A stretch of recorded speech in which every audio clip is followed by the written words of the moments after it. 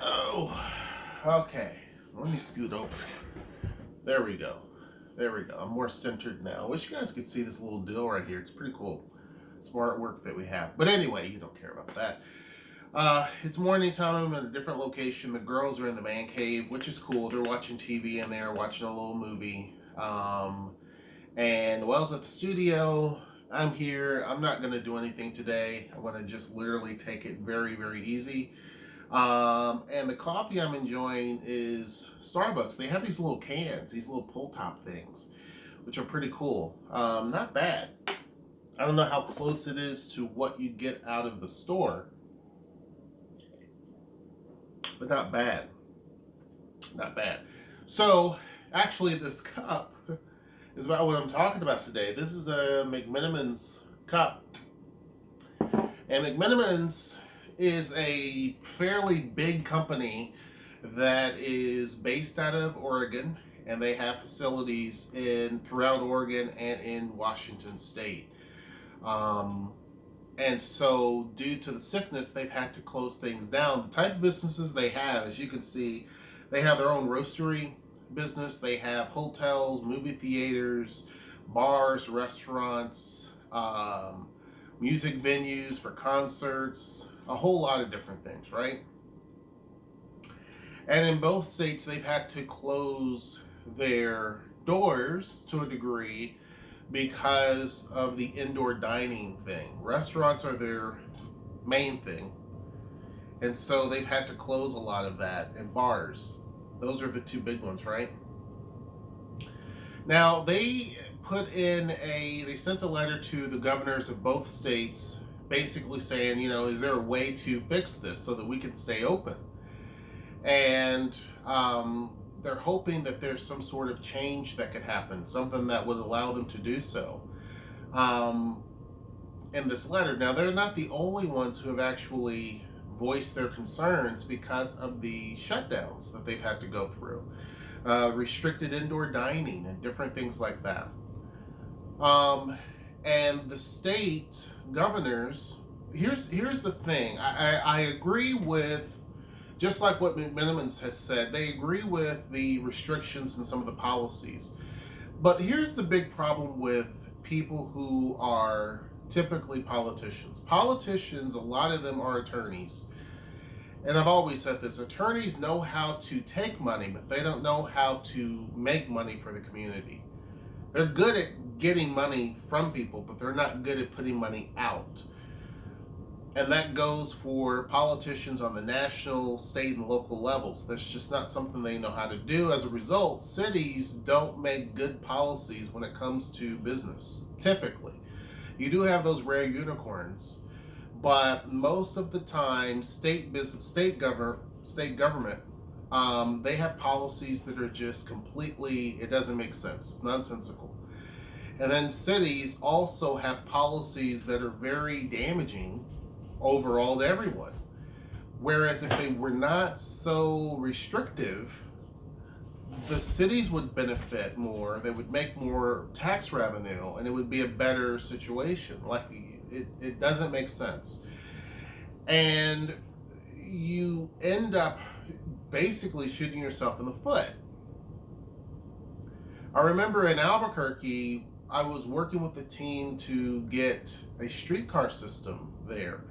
And there was at the time, the mayor of the city was staunchly against streetcars, and he was in the state legislature, and he railed against it when, at the time, Governor Richardson wanted to have expanded rail. He had the commuter rail system from Santa Fe to Albuquerque built, and the whole idea was to have streetcars in the city. This was well before Tucson, Arizona, which is a city roughly the same size of Albuquerque.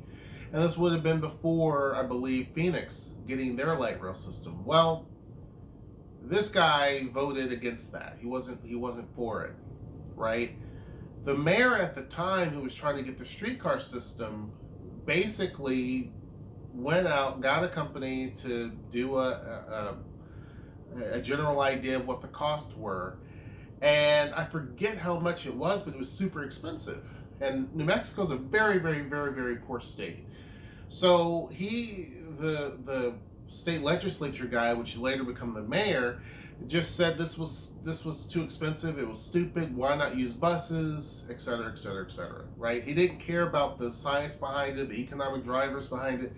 None of that. He felt like buses and roads and highways and things like that were the best way to go, which is not true. Especially in a state that is behind on everybody. If you look at all the states ringing New Mexico, all of them have a light rail system to some degree. These are facts. So, if you don't know, Texas is next to New Mexico. You have Arizona, and you also have Colorado. So, all of those states have, and you also have Utah touching a piece of it. All of those states have a light rail system, right? In their cities. So, New Mexico is the odd one out, and economically, it is the worst out of all of those. So, not saying that rail would have fixed everything, but it is a better way than just constant road construction that is needed. And now they opted to a BRT system, which he created, which became basically a big mess. But going back to the previous mayor, who at the time was trying to get the streetcar system done, the cost to build it was extremely high. So when my group of folks got together and we contacted a company that actually builds the light rail systems that you see up in Portland, Oregon, maybe in Seattle, they gave us a price for doing it. And it was drastically lower. This included everything, right? Relocation of utilities, different things. They gave us a cost of what it would be. And we said, because at the time the city had and this is all going to tie together. At the time, the city had the D ride, which basically went around downtown. It stood for Downtown Circulator. It had a downtown bus circulator circulating downtown, and people didn't want to ride it. Government workers didn't want to ride it because it, I believe, was free. Albuquerque made a lot of these organizations were down there for homelessness. It has a pretty high homeless population, very high poor population too. And so folks who worked down there didn't want to take the bus because they felt like there were too many homeless people, there were going to be attacks, different things, right? Because some of the people who were homeless, not all, some of them had substance abuse issues and harassment and different things like that. So they didn't want to ride it. So it didn't get a lot of support. But we were coming up with a plan to start off with a downtown circulator, which would be a streetcar system. And it would replace the D-line bus. Later on, that circulator would incorporate part of Central, which is the busiest local road in the city, right? One of the busiest, I should say, which is also Route 66.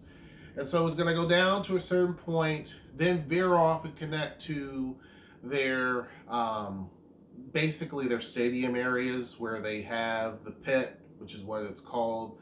They also have the Isotope Stadium there. And then later it will go down to the airport, because the airport in New Mexico, in Albuquerque, is right close to downtown. And connecting the airport to downtown would have been major, right? Then that would have been one line. The other line would have veered off and went up Louisiana and went into the uptown area, which would connect it to the malls. There's a couple of malls there. The Uptown Mall is there, and Coronado Mall is there, Windrock Mall is there. All literally, you can throw a rock. Well, if you're Russell Wilson, you can throw a football and hit all of them, right? Easy. And those malls are the shopping center of the whole state. That's the power of the whole state when we're talking about retail. So it would have literally connected that into downtown. The airport and the stadium area would have been connected into downtown, because it went up Central. It would have connected the largest university in the state into downtown, which also later there's an area too that has the innovation district.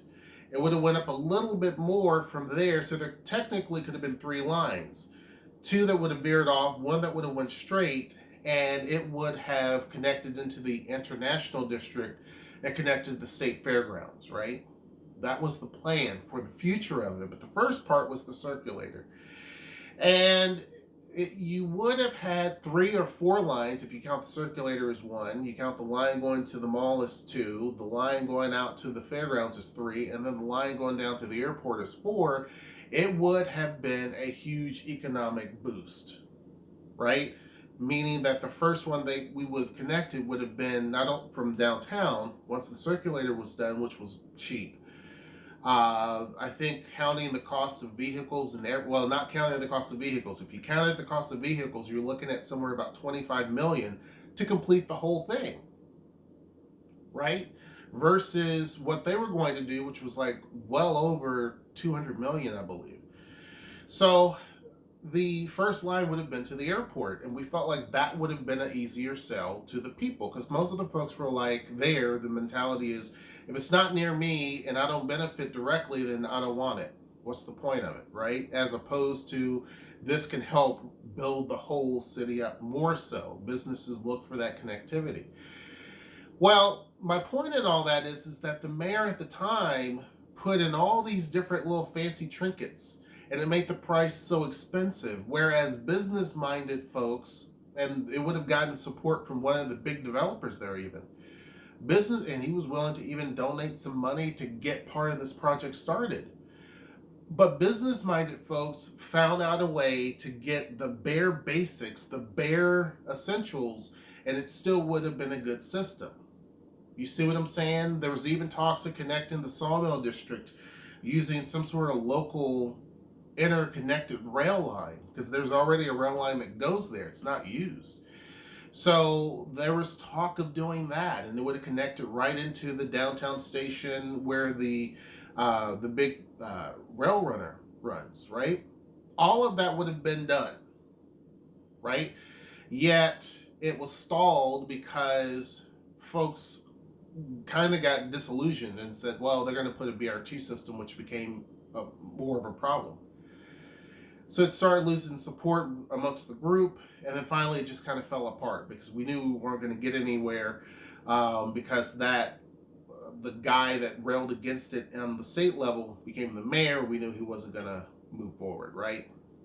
But my point is that government knows how to spend a lot of money and do things very expensively and nonsensical, but they don't really consult with businesses, which help fuel the state, which fuel the cities.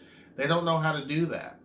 And one of the smarter things that could have been done here, because I also did a video, I didn't post it, about Hawaii did such a heavy-handed approach to keep tourists out, and Hawaii doesn't really make anything.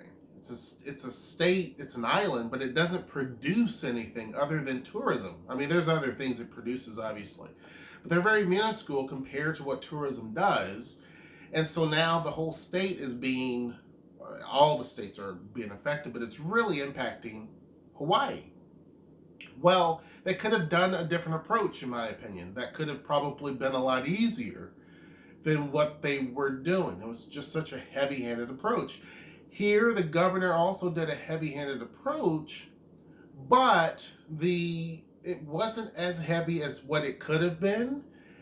And the so prolonged, long duration hasn't helped anybody. We've had over 2,500 restaurants and eateries that have closed. Bars and restaurants and eateries closed in the state for good, which is they're never going to open back up again. So that is going to impact the economy well after 2020, 2021, 2022. It just will. And gearing back up again, it's going to take a while to do those things. So instead, I have face shields that we wear at the studio, right? You can literally have people at a bar where they have to have face shields. But most of these bars have tables and whatnot, and keep people at the normal 25% capacity or whatever the state has. If I were governor of Washington State, this is what I would do. allow these places, restaurants and eateries, bars, to open. No clubs, no nightclubs, because nightclubs is kind of hard to regulate. But for bars and restaurants, allow for 25% capacity, right? If it's outdoor dining, allow for 50% of the outdoor dining seats to be used. So about half. Make sure folks are distanced to a degree. That they have to wear a face shield. Now, some people say it's going to be kind of hard to do, but you can have a modified face shield that comes out a little bit farther, right? The shields that we have has a band that is across, and prior to getting that, I went on to several different sites, international, national, different places, and they were talking about how the sickness spreads, and that basically, if someone's talking, it floats around in the air, it can come down, but it rarely will come up. It can come in from the sides, it can come directly at you, but it doesn't really come up, right? It's very, very rare, not saying it's impossible for that to happen, right? So having the shields that we have, we wear a shield and a mask, but the shields protect anything from coming down and coming forward regardless. So the shield by itself offers a pretty high degree of protection. And then the mask, which we have N95 masks, also offer a very high degree of protection. So both of those together for us at the studio is really, really good. Like, we've really lowered our risk quite a bit. I'm not saying it's zero, but we lowered it quite a bit for ourselves. For our customers, they have to wear a mask when they come in, and they have to be socially distanced, and we have to make sure we have a very small amount of people in the studio at any one time, right? And we've been able to do that. But I think restaurants and bars can also have some sort of modified face shield. I think on a national level, this should have been pushed, and definitely on state levels, to work with manufacturers of those face masks to figure out a way, work with, the doctors that deal with Zeta. Go. I'm putting you on the screen here, letting people know you like to get on TV just to show yourself. She didn't really have to be in here. She just wants to see if she can see herself. But work with the doctors like Dr. Fauci, whoever, who know how the virus works, and build a shield that actually has a little bit of a space out, so therefore people can comfortably be able to have a drink or to be able to eat with some sort of shield, right? Or restaurants and things like that are eateries should be able to have some sort of a glass partition, right, around where people are going to sit. So basically they're sitting inside of a glass booth that can be modified, however, and the state should be, national government should fund it, but the state should be able to offer that as a grant to a lot of the businesses. Businesses had to pay for a lot of these different devices. I had to pay for the face shields. I had to pay for all the stuff that we have. And McMenamin was saying that they are too big to get a lot of the grants. Guess what? Some businesses like ours didn't get anything. We're not even a small business. We're a micro business. So micro businesses were screwed. Period. If you opened up like we did and you were not a year old, which we were not a year old at the time, you were screwed from any sort of PPP because or any government assistance, because you weren't open for a year. They want to see how much loss you have, which shouldn't matter. If you have that's another big mistake I think the government made, was you have to be in business for a certain amount of time, and they have to see what your profit and loss were and all this stuff. To me, I think that's just stupid. And that is why you have a lot of businesses that are closed. Because a lot of businesses started up not long ago, and you have a lot of delays, businesses that were going to open, and they can't because they are paying tremendous amounts of money for rent. So I think the money that the national government had and different things should have went towards a lot of different things, right? It should have went towards making sure that there were partitions available. If they didn't want to give a full grant for that, at least pay half of the cost to retrofit a lot of these different businesses. There were grants and things like that that states offered later that would help recoup some of the cost of that. But again, we're talking small pennies compared to what some of these bigger businesses would have to pay, like McMenamin's. To outfit that whole big build, all their buildings, it would take a lot of money. So offer a half amount, and then half of that would be covered by loans. Also, make it so that if you notice in places like overseas, a lot of the businesses in South Korea you would see too, where outside of the businesses, there's hand sanitizer stations right outside of most of the businesses. So there's a station where you stick your hand underneath, it automatically squirts it in your hand, so there's no touching of it. You clean your hand before you go inside the business, and you still have to have a mask. Once you go inside the business, there's another hand sanitizer thing right inside of there, where you have to do your hands again, so you're getting it twice, literally within about a minute. So the government here could have created more jobs by having companies build these types of stations, fund those for businesses of all sizes to have outside of their businesses, right? And that would also help build consumer confidence too, right? So I think there's a lot of things that were really half done, whereas businesses, and we're talking, when I say people who are in business, I'm not talking giant corporations, because again, they are clueless. But when we're talking about small business owners, they understand how really a business works. Big companies, typically you have a big CEO that has no clue on how a business works. They may understand a product or what they're doing or how to conquer other businesses, but when it comes to being a fabric of the community, not so much. I mean, they have tons of money, but when we're talking about businesses the size of McMenamin's and smaller, they understand what it takes to really make an economy go and have a better idea as to how to protect their own customers, not elected officials. They don't have a clue. They're basically listening to information and then they're regurgitating it and saying this is what we should do. So it creates a lot of frustration. And obviously they're doing the best that they can, and I get that. But I think that a heavy-handed approach just destroys everything, and it also pisses some people off. Other people are understanding. But what should be done, and I think that they should have restrictions, not saying that they shouldn't, but I also think that they should, do a couple of different things. Make sure that a lot of the landlords cut back on the amount of rent that they're charging, or at least compensate them so that the businesses don't have to keep paying and shelling that out. If a business can't open because you have restrictions in place, what are they supposed to do? Print their own money? Like, some of these bars can't do anything. Excuse me. Unless they own the building, they can't do anything, and they still have to pay out money because they have insurance that's not going to stop. They have utilities that's not going to stop. You have city taxes that's not going to stop, even though the city should understand that these businesses have no money. You know what I mean? It's like, again, there's no common sense there. So I think that creates a lot of frustration and people become desperate. And then they end up doing something wrong and they break the law and open up anyway because they're going to lose everything. Depending upon how their business is set up, they can lose their house.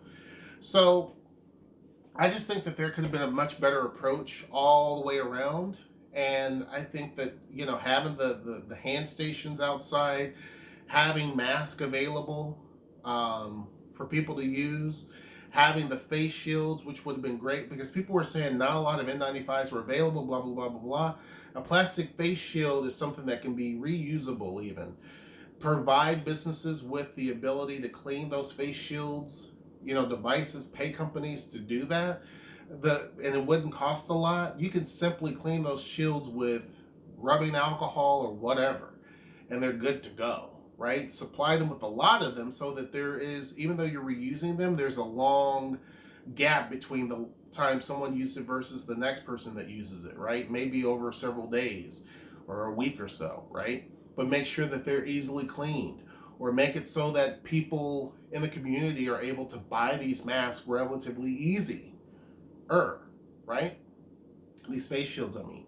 So that to me would have been a whole lot better. And also people who have an issue with breathing, some people literally do. This would have been a lot easier. Hold on. Okay, I'm back. I had to get the mail. So that's really the big part of this. There's another part that I just forgot that would have made a lot of sense too. I can't remember it now because I had to get up. But yeah, I feel like there's so many other things that could have been done inside of grocery stores. There should be several hand sanitizer stations just so that there's better consumer confidence. I'm not saying these things make things zero, right?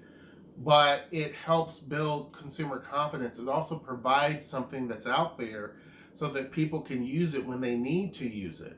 The face shields also are great, as I was going with this, because some people who don't want something covering their face or have whatever issue, this is something that's a little bit better, right? The face shield's a better compromise. There are some people who are hearing impaired, so they read lips. So it's important to have something where they can easily, and that's one of the reasons why I wanted to do the face shield as opposed to a big old huge plastic guard in front of the cash register at our store, because if someone needs help, and we have people who come in to our studio and let's say they're hearing impaired and they read lips, well, I'm going to make them get up from where they are to come all the way up to the thing, or whenever they're talking to me or whatever, they have a question, I have to remove this for them to be able to read my lips. It's just silly. So I wanted to make sure we had both. We have the face shield, we also have the mouth covering. So regardless of the situation, we're able to accommodate and help the consumer. Everyone who is out there who are buying something, they should be able to feel comfortable, and they should be able to feel safe, and they should be able to feel respected. So we want to make sure that we're able to do that. And I think there's certain things that state governments could have done too, including Hawaii, that could have made things a lot better as opposed to a heavy-handed approach. Other countries did it, and those countries are fine now. And I'm not talking the big, powerful ones, but there's a lot of smaller countries that are done. I mean, they've moved on. We're still struggling because people are now, this is where I was going, people can't go out to eat, so what do? They go to friends' houses and they eat, because you can't stop people from going to someone's house. They go to family cookouts, they go to house parties, and so these parties are not like what you see in the movies where it's so big that, some of them are, but it's so big that people are coming by. Back in the day, I used to go to house parties where there was like maybe a dozen or so people, and everybody's just having fun drinking and sitting around talking, and the people next door didn't even know there was a party going on, because there's no loud music, it's just people being silly. And that is why you have the spreading events that you have now all over the country. I mean, there's other reasons, but you have people who are saying, we can't go anywhere. We can't go to the bar because that's, out. We can't go to the nightclub because, that's out. We can't really go out to eat, that's out. So what do? They go to places where someone's like, you know what, I love cooking. You have that one friend like, yeah, I love to cook. Come on over. So everybody goes there, right? You have the one person that says, you can't go out, just come on over, let's have a party. You have football season right now, so a lot of people come over to watch the game. And that is the reason why it's not regulated in someone's house. So no one's going to be wearing a mask, no one's going to be wearing a shield, no one's going to be washing and cleaning their hands and using hand sanitizer. So that is the reason why you have such a huge spike. Right? Whereas if they offered some sort of alternative and said, look, restaurants and bars, you have to have a face shield that comes out this far, like this far from someone's face. They're able to eat, not comfortably, but they're able to eat a little bit. They're able to drink, right?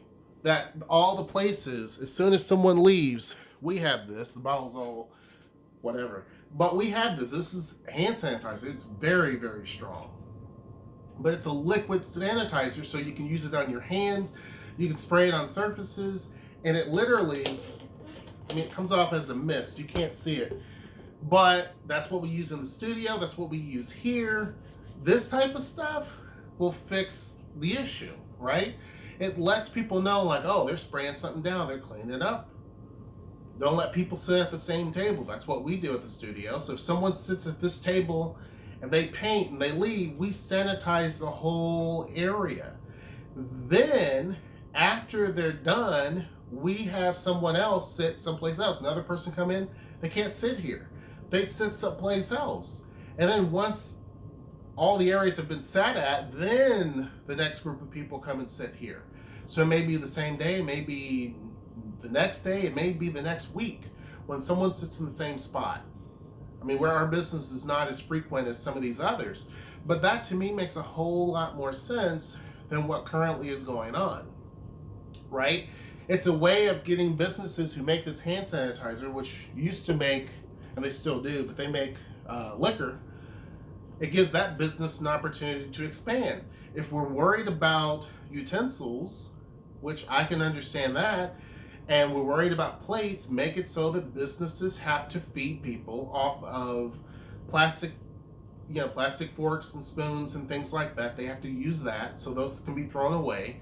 Yes, that is a trash issue. Yes, that's a environmental issue and all of that, but the government should find some sort of a way to solve that issue and have it on some sort of paper plate or cardboard plate or whatever the case may be, so that if you're really, really concerned that maybe the practices of that bar or restaurant is not up to par in terms of cleanliness, make it so that the things that people have to use are thrown away. You see what I'm saying? At the studio, we basically, all of the brushes are then cleaned and taken out of the rotation for a bit. So they're clean and sanitized, but we have a lot of brushes that people can use, and every time they're used, they're taken out of the rotation, they're clean and sanitized, and then slowly reintroduced back in. Forks and spoons, people may be a little bit concerned because, if the cleaning practices aren't good, or the glasses. If the cleaning practices aren't good, people are still going to get sick. So, best way to solve that is paper cups, whatever it may be. I think that any restaurant, even the hoity-toity ones, would be fine with saying, hey, if I can still serve a meal and offer a 10% discount because you're not getting the fancy cloth and you're not getting the fancy silverware and the fancy plates, but we're still offering food, you're going to have to use a paper plate and plastic forks and spoons and a paper cup. I think that a lot of people will be okay with that, just to be able to have the opportunity to do something. So that's just my opinion. Again, I'm a nobody. I own a business. I understand how difficult it is. I understand how inflexible state governments are when it comes to collecting tax money, but they are very firm on what you can't do. So it makes it very difficult, and some people just throw their hands up and say, well, I'm done. There's no point in continuing because it's a hassle. It keeps you up at night. Luckily for us, we've been very fortunate. We've had a lot of people who in this community have really helped us out and embraced us, and luckily we're one of those businesses that can stay open with 25%, and that has been able to keep us going. But if the states, and I'm talking Washington, I can't speak on the others, if those states want to continue to be viable, yeah, I know we have the shots and stuff, the vaccine, but it's going to take a while. And so you have a few more months, and you're going to have a whole lot more businesses closing, never to open up again. So that's just my opinion. Tell me what you think. Join the discussion in the Discord. Tell me your comments down below, what your thoughts are. I don't want to hear conspiracy theories or what that type of stuff is. I do believe that this is a real virus. I do believe that it's as bad as it is. I do believe there's things that we need to do, never doubting those types of things. I don't want to hear stuff about, well, the vaccine's going to make you a mummy. I don't want to hear that. But what do you think could be some other things that states and local cities should do? Make sure you put it down in the comment section below. Make sure you like, share, and subscribe. And until next time, I will see you. Take care.